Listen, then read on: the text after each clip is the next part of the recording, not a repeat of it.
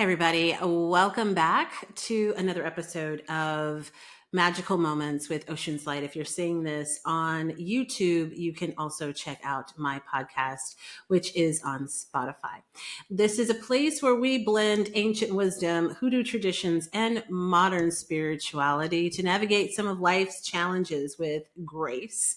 Today's episode, we're going to talk about what to do spiritually to stay prosperous in a downturned economy. And I have been working on this particular episode today. So I have my notes, I have some things on my screen here, but I hope that you will get out a pen and pad and take some notes as well so that you can help yourself as we move forward. Remember, economic hardships, this is not new. Our ancestors lived through enslavement, depressions, famines, and war, and they always found ways to call in prosperity through prayer, ritual, and spiritual law. And that same power is available to us today. One of the things that I have found a lot is that people do not know history. And when things happen to them or to us as a collective, it is our first go round. And people are trying to recreate the wheel. That leaves you starting from ground zero over and over and over again. When you take a look at what someone else has done or peoples have done in the past and replicate what they have done, adding your own to it, you're that far ahead. It's the same thing with people say, oh, go and talk with the old folks. They've been through it, right? Go take a look at history. Nothing is new under the sun. So what we're going to do today is take a look at things that can help us, that are time honored, that our ancestors have done, and then use that to get us from ground zero here to way up here, and then we can keep building. There's no reason to start from scratch. None. And even if you look at and you say, well, my, grandparents didn't have a lot, or they never could get ahead. It could be because they were doing the best that they could during times where things just redlining, gentrification, Jim Crow. There's a lot of reasons why, lack of opportunity for a variety of reasons, depending on what group of people your ancestors were from, but they were doing the best they can. If indeed they made some poor decisions financially, then you can learn from those so you don't do it. So there's always something that you can learn by looking at the past. Alrighty, let's go ahead and get started. Number one, for your notes, I want you to write down that manifestation and your mindset is the first line of defense. Mindset is the first line of defense. Scarcity is a vibration that attracts more scarcity. The anxiety of not having enough, fear and worry, I can't afford it. This is the language that reinforces lack. Even if you don't see it and you know that you're going to need to make some different decisions financially and spiritually, that's fine. You can definitely, I'm looking at my oud diffuser here. You can definitely make these changes, but still keep your mindset as one of, this is happening. I'm winning, I just need to do a few little things. I just need to call an audible on the field, right? I had this one play I was going to run. You run out on the field. I'm a football fan. And it's like, oh, this doesn't look the way I thought it was going to look. You can call an audible and switch up. So, but you still are on the field to win, to get a touchdown, right? Root workers know the power of the spoken word. That is so important. Proverbs 18, verse 21 reminds us death and life are in the power of the tongue. What you think about, what you speak about is what you bring about. Replace worry with declarations like, I am divinely provided for. Money comes to me from seen and unseen sources. My house will never lack. It is so important to have gratitude journals, prayer journals, or even speaking affirmations aloud while getting dressed for the day. This resets your energy. Let me give you an example. For me personally, yesterday was not a good one. Things just kept going wrong, and I thought, "Oh my God, am I ever going to get this together?"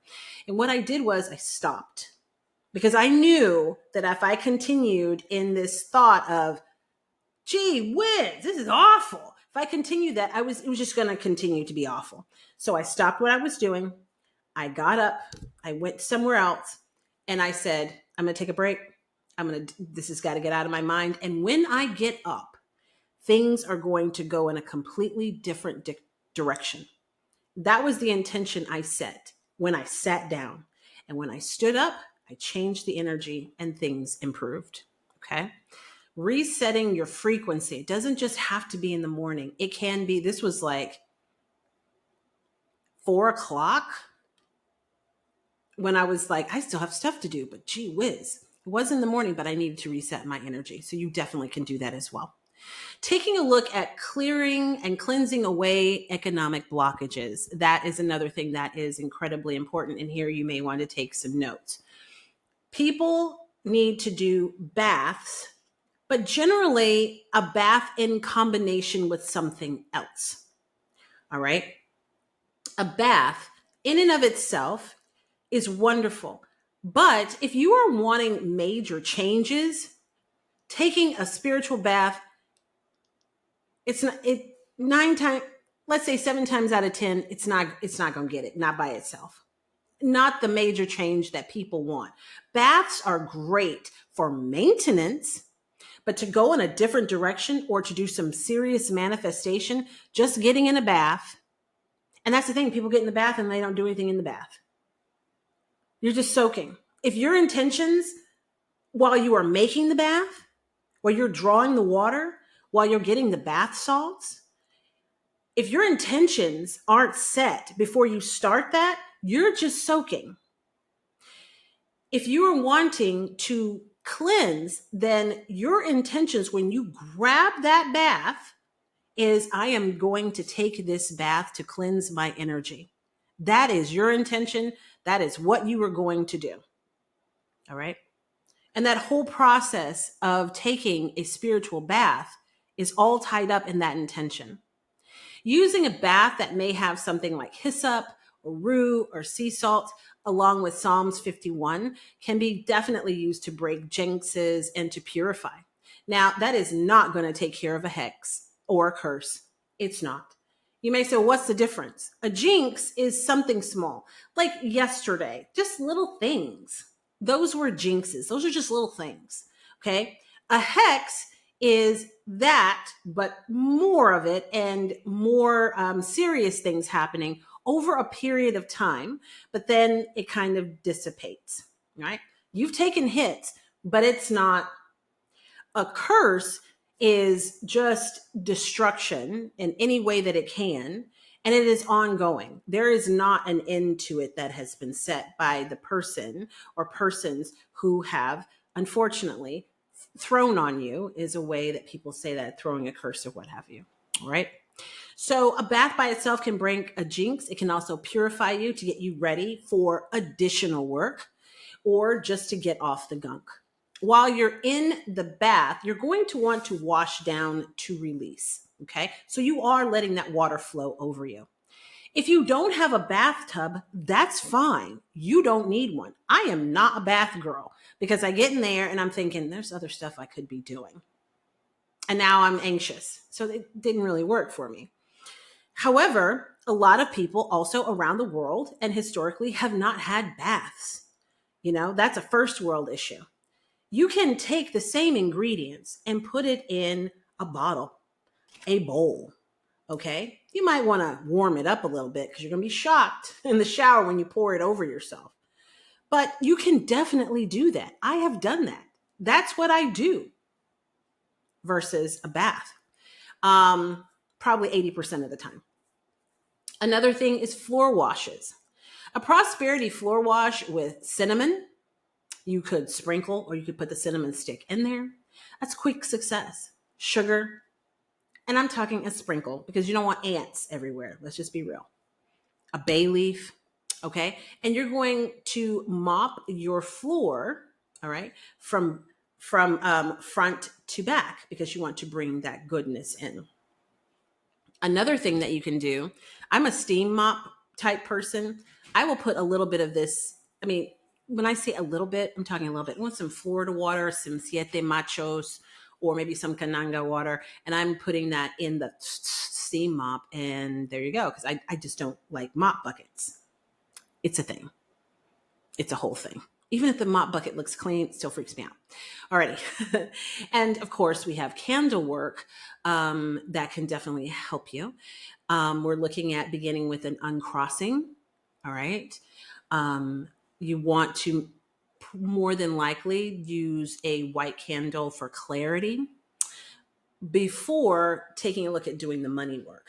So one of the things that I think is really important is that people don't understand there's a logic to this. You got to remember we're dealing with spiritual law. Okay. People say the law of attraction. Yes, but do you remember you said law? Right? Okay. There's rules to this. And it's very common sense. It's not difficult. If you are having financial issues, general, I would start with an uncrossing because something's not right. Now, the uncrossing can be to remove negativity. Yes. But the uncrossing can also be to get you out of cross conditions that have nothing to do with negativity, nor a curse, hex, or jinx. It is literally things are crossed and you need to straighten it out so you can move forward. All right. You want to take care of that. The reason why I mentioned clarity is in some cases, in many cases, people don't seem to understand or know what their next steps should be. Although it's right in their face, they're not able to see it. They can't see the forest for the trees. Or they've gotten a reading and the reading spirit says, do this. And they're like, okay, how do I do that? There's the clarity. All right.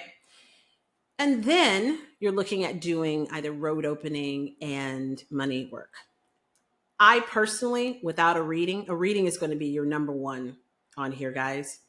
The reason why I say that is because the way I read, I can't speak for other people.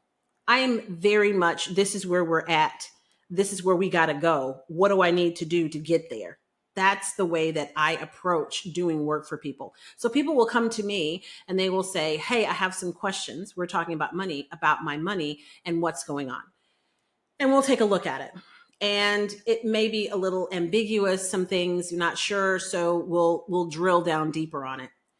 And then invariably people will say, what kind of work can I do to either change the situation, because the reading was, or to improve or maintain the situation? And at that point, I could spitball and say, well, this and this, but I will ask spirit to describe the type of spiritual work that is best suited for that person.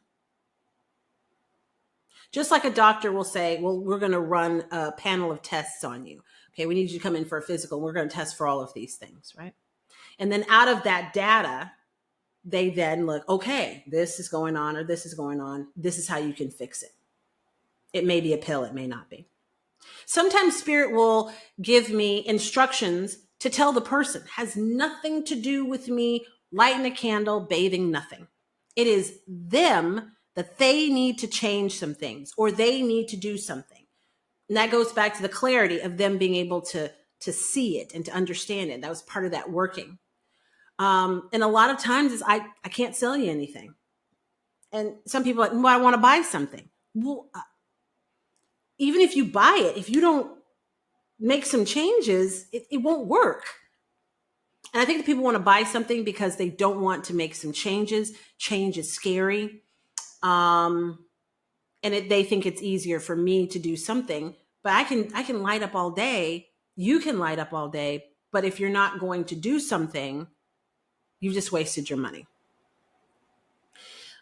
So now that we have channels open, we don't just want money to arrive. We want it to stay here. We want it to grow and we want it to circle back. And there are many ways to strengthen prosperity flow. Here comes another time for you to take notes, okay?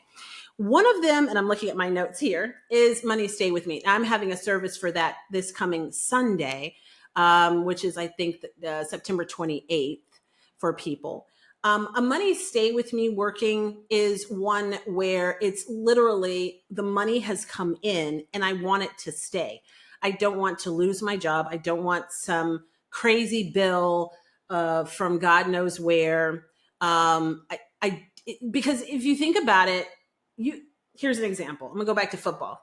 You see athletes and they have these salaries and you're like, what? And then they end up broke. Where did it go? They made a lot of money, but damn, the money didn't stay with them. It didn't. They spent whatever. And you're like, well, they were out there popping bottles and stuff. Yes, I understand. But you do understand where I'm coming from. You can make a lot of money, but if you spend a lot of money, you're still broke. Some of it is spiritual. Some of it is making some good decisions. All right. Next, taking a look at and back to this Money Stay With Me work, some things that you may want to consider. Patchouli is one of my favorites. I love the smell of patchouli. I love using patchouli essential oils. I like using patchouli in work. Patchouli is great, and you can even put it in like a mojo hand. Okay. Sweetening jars for your business. Yes, you can do a sweetening jar for your business. Okay. Honey jar, sweetening jar, right? When you do your petition, you want to put on your petition something like regular paying clients or steady paying clients, super opportunities. All right. A new job, promotion. Remember, when you're doing a jar, you're writing a petition, you don't need to write a book. That's for your journal. That's two separate things. Sometimes people will end up writing this whole long petition, which is great because it's getting their mind right. But the universe is going to hear and respond to short things, right, that are meaningful. And that's the reason why I said steady paying clients, kind clients, returning clients, right? When you are journaling, yes, you want to get your mind and your energy aligned. So you're writing out things in the present tense, but that's a journal entry. That is not a petition. All right. So let's just get that. In that particular sweetening jar, if you want things to go quickly, you may want to use sugar. If you want it to be long lasting and staying, it may take longer to charge and to start emitting this energy like a battery, honey. So a good way to pair this is to do the candle work and the jar. The candle is going to send that blast of energy to start moving things while the jar is powering up. So when the candle work is done, the jar continues. Now, you've got to remember that a jar is a container spell, and what you put in it makes the difference, as well as the petition. So you may want to put small bills in there, coins in there, patchouli in there. You may want to put Irish moss in there. There are many, many options of money attraction, herbs and or curios, citrine, okay, in that particular jar. If you can't get a chime candle to stay on the top of your jar while you are charging the jar, you can also use a tea light on top. When you light it with your petition, it's going to do the same thing. A tea light, of course, has that base, so it is safer. People on the internet want to see that chime candle, but the tea light will work. All right. Another thing that you can do is a prosperity altar. Now, if you are a person who's into feng shui, you're looking for that particular corner of your home. Some people say if you walk in the front door, it's going to be the far left corner. All right. So you may want to put a fresh plant like basil or jade or even a money plant. I got a money plant. You're not going to believe where I got it from. It's actually funny. I got it on Temu. It's really a money plant. Now, when it showed up, it looked a hot mess. It did. It had been through it, but boy, it is flourishing now. I had to just kind of nurse it. I'm just saying. I thought that was funny. I saw it and I was like, I wonder what's going to show up. Let's see. And it worked. All right. You can also use on your money altar, your prosperity altar, a glass of water, citrine crystals, coins, and you could use the fat Buddha. It's what works for you. Cowrie shells, things that are jade. Jade can be expensive. Adventuring, green adventuring would be great as well. Let's say you're like, well, Sean, I have the bracelet, but I don't have like a tower. Use the bracelet. Crystal is crystal. Okay, you don't have to go and get like this tower. You could use what you have. Okay, it's going to do all the same thing. Alrighty. And this is where you're going to speak your daily affirmations over it. Kitchen magic is another thing that you can do to help to layer your conjure and to keep things moving. Cooking with cinnamon, nutmeg, and allspice. You know what's a great one? Pumpkin pie spice. Yeah. Because it has nutmeg, allspice, and cinnamon. So next time you're in the store, get some pumpkin pie spice. All right. Those are classics. When you're cooking, whatever it is, make sure that you're stirring clockwise and speak your intentions as you cook. All right. You can read a Psalms over it. It's like Psalms 23 for steady provision. You could use Psalm 65 for abundance from the earth. Psalms 144 for successful business ventures. All righty. So there's some options there. Another way is working with lodestones, pairing 2 lodestones, male and female, with magnetic sand in a $2 bill. You're going to feed them regularly with oil and sand and command them to draw in a steady flow. Okay, lodestones. The next, again, we're talking about candle work, of course, road opener and money work combinations, such as the money stay with me, protection of your money, and so forth. Because sometimes prosperity is blocked by unseen barriers. So lighting a road opener candle alongside of a money candle can definitely help you as well. Next, let's talk about our ancestors, our spirit allies, and divination in hard times. Okay. Our ancestors, as I said before, are the ultimate resource in lean times. They have endured what we now call economic downturns, but on a much harsher scale, and they survived through spiritual practice. I would strongly suggest having some form of an ancestor altar, and to maintain that altar with water, with light, food. You don't have to cook a whole meal to put out there. It looks great for the gram, but that may not be a good thing for you. And even if you can't, you can use incense as food. Okay. You can burn ancestral money. All right. Speak plainly to your ancestors. They're your people. All right. Ask them, please guide me to prosperity. Show me where money is hiding and protect my resources. Ask for guidance before you go to bed. Bring a notebook to record your dreams. Many money ideas are ancestor whispered. Okay. There are also spiritual allies. Okay. Spiritual allies are like our little buddies in the spirit realm besides our ancestors.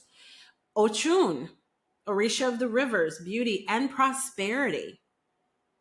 Honey and cinnamon offerings please her. All righty. You could use also yams. You could use sweetbreads, perfume, gold jewelry, gold looking jewelry, mirrors, cowrie shells. Elegua or Legba opens the doors to opportunities and roads for money. You can offer candy, cigars, or rum at the crossroads. Saint Joseph, if you like working with saints. Patron of workers, he ensures steady jobs and wages. Another is Filomena Lubana, Santa Marta la Dominadora. She also works well with people who need money and who are service workers or people who have businesses.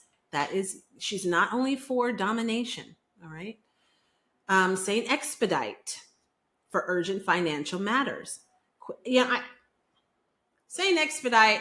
I don't want to say it, but I like Saint Expedite, but I think everybody's petitioning Saint Expedite. I don't know. Might be a little tired, but he's great for quick money, speedy opportunities. And of course, we know about pound cake, palm fronds, and flowers.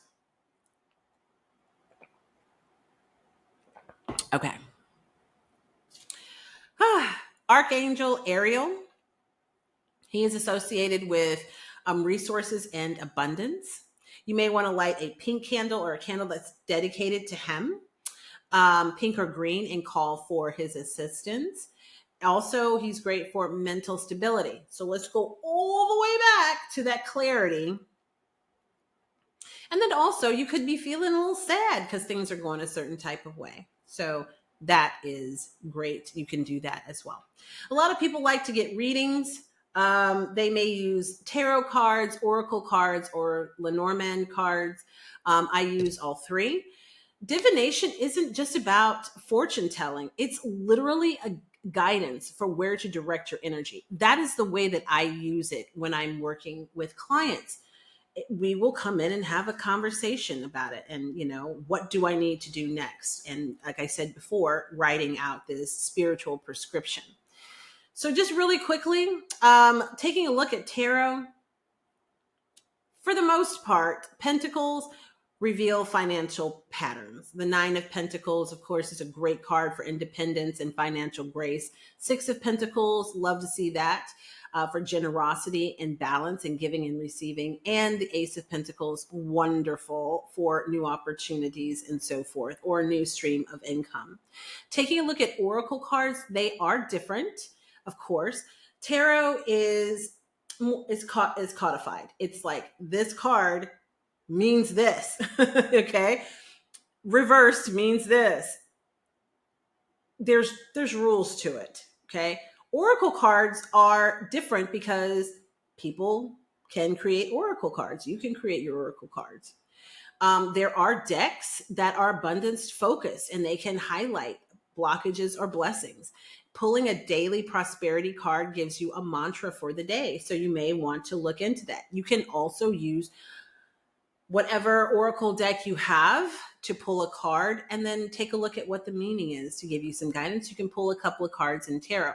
Now, what I don't want people to do is to be so locked in to what the cards say that they don't think for themselves. Back to clarity. Okay. Lenormand is a great deck. These are from the French fortune teller, Marie and Lenormand. It's very direct. It is what you see it, you say it. You can't, if you know what the card means, it's going to read like a sentence. All right. Certain cards that you want to see when you're talking about money is the fish. Fish shows you money, business, and flow. Ship can be overseas trade, but it can be new ventures or expanding on your opportunities. Love to see the clover, because this is luck and small financial gains. So it is so point blank. If you were to pull the fish, the clover, and the sun, it's like money, lucky, wow. Because the sun is happiness. Okay, so it could be a financial breakthrough. It is literally boom, boom, boom with Lenormand. Absolutely love it. So some questions that you may want to ask your spirit through your deck is, where should I focus my prosperity work? What's blocking me from steady income? And then you can get actionable insights that pair with the root work that you're doing. If you're new to me, if you're seeing me like, God, she's scratching her nose a lot. When I channel, that's it. I know. It is what it is. Alrighty, so let's move on to prosperity charms and mojo bags. Okay. A money mojo bag is great to have. It is like a jar, but you can carry it with you. You can put it in your pocket, in your purse, and so forth. I make money. I make mojo bags for protection, money, love, and so forth. But you can put certain things if you want to make your own. We just talked about lodestones. That would be great. You could use bay leaves. You could use five-finger grass. You could use pyrite is another thing. I really love mojo bags. I love making mojo bags. Of course, you need to have your petition inside. And then you do want to bond with your mojo for about a week. So you may, ladies, allow them to put it in their bra. Gentlemen, you may put it in your pocket under your pillow at night. And then you want to feed it once a week with some prosperity oil to keep it fed. Oh, one thing about mojo bags. If your mojo bag busts open, your friend is dead. It's a living thing. So you need to get a new one. I had someone tell me their mojo bag fell in the toilet. It's over. Don't let people handle your mojo bag. Okay. Circulation of wealth is another thing that people overlook. So, Four of Pentacles is holding on to things. Your hands are not open to receive. So, being stingy is actually going to keep you broke. Okay, so you do want to have that flow of giving, even if it's $1. It invokes the spiritual law of return. Remember way back I said there's laws? All right, there you go. Here's a historical note, and I was typing this out. During the Great Depression, Black churches often created prosperity circles where members tithed into a common pool. The Hoodoo workers blessed the money before they gave it back out, believing that it multiplied blessings. So it's at the church. All right. So for everything that you do spiritually, there needs to be something that you're doing in the real world. Okay. Even if it is, this is not this, but people say, well, what if it's something that's completely mental, Shauna, like shadow work? Okay.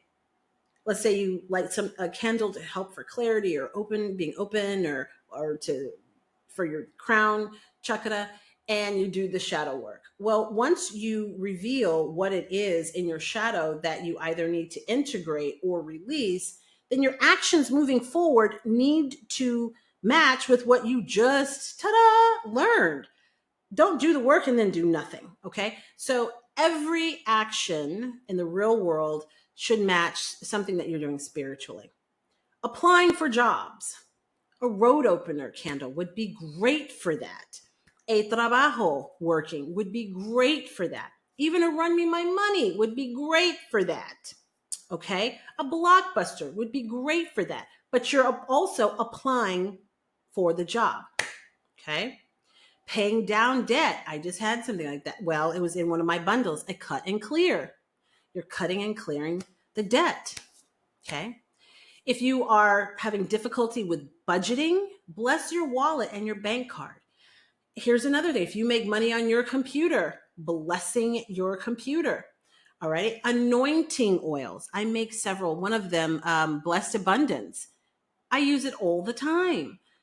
I work with my phone to bless my phone, my podcast equipment. Okay. There are things that you can do. All righty. So please remember, guys, that the world's economy, it rises and falls, but your prosperity is rooted in spiritual law.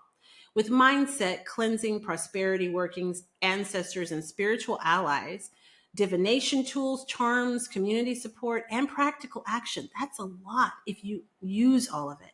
You can not only survive, you can thrive.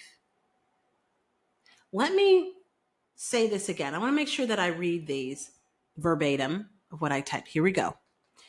With mindset, cleansing, prosperity workings, ancestors, spiritual allies, divination tools, charms like your mojo bags, community support like our family, and practical action, what you do, you can thrive. If this resonated with you, please share this with someone who needs some encouragement, who needs some ideas. Alrighty. If you'd like to join my upcoming prosperity ritual, please head on over to Oshunslight.com. And I have a candle ministry. I have readings, things that I can ship to you. Everything is custom made to help you to really to do very well, even though we're being told that, well, this is it, ladies and gentlemen. No, not for us. Not for us. We have the tools. Okay.